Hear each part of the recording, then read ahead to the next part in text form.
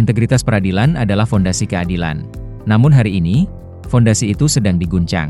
Kasus suap, pelanggaran etik, hingga penangkapan pimpinan pengadilan membuat kepercayaan publik menurun. KPK menetapkan tersangka baru terkait pengembangan kasus dugaan suap pengurusan perkara di Mahkamah Agung. Komisi Pemberantasan Korupsi (KPK) membenarkan adanya penetapan tersangka baru terkait pengembangan kasus dugaan suap pengurusan perkara di Mahkamah Agung. 4 dari 5 tersangka kasus suap hakim di PN Selatan telah meninggalkan gedung KPK. Data mencatat, sepanjang tahun 2024, 109 hakim dijatuhi sanksi disiplin. Sejak 2011, 29 hakim telah ditetapkan sebagai tersangka korupsi. Fakta-fakta ini menjadi alasan kuat, peradilan kita membutuhkan perubahan mendasar. Masalah integritas di pengadilan bukan sekadar persoalan individu.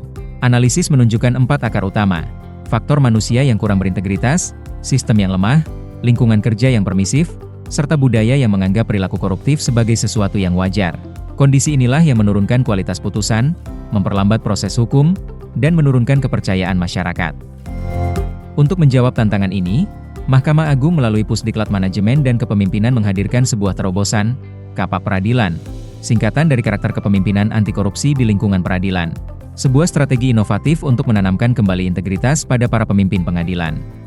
Kapak Peradilan bukan hanya sekadar pelatihan.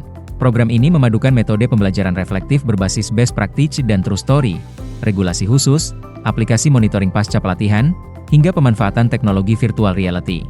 Semua diarahkan untuk mencetak pimpinan pengadilan yang berintegritas tinggi, menjadi teladan, dan agen perubahan di lingkungannya.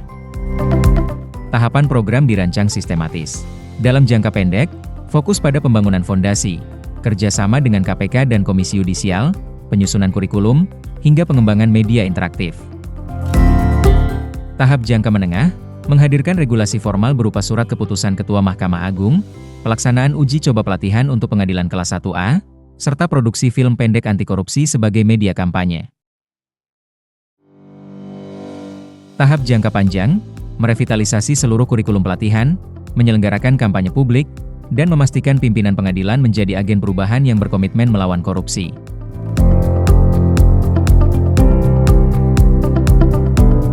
Output proyek ini jelas: kurikulum, modul, regulasi, media edukasi, hingga aplikasi monitoring.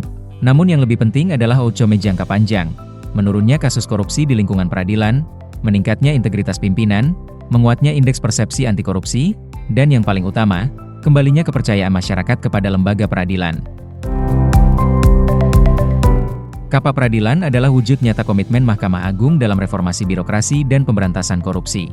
Proyek ini sejalan dengan asta-cita pemerintah dan tujuan pembangunan berkelanjutan, membangun institusi hukum yang kuat, bersih, dan bermartabat.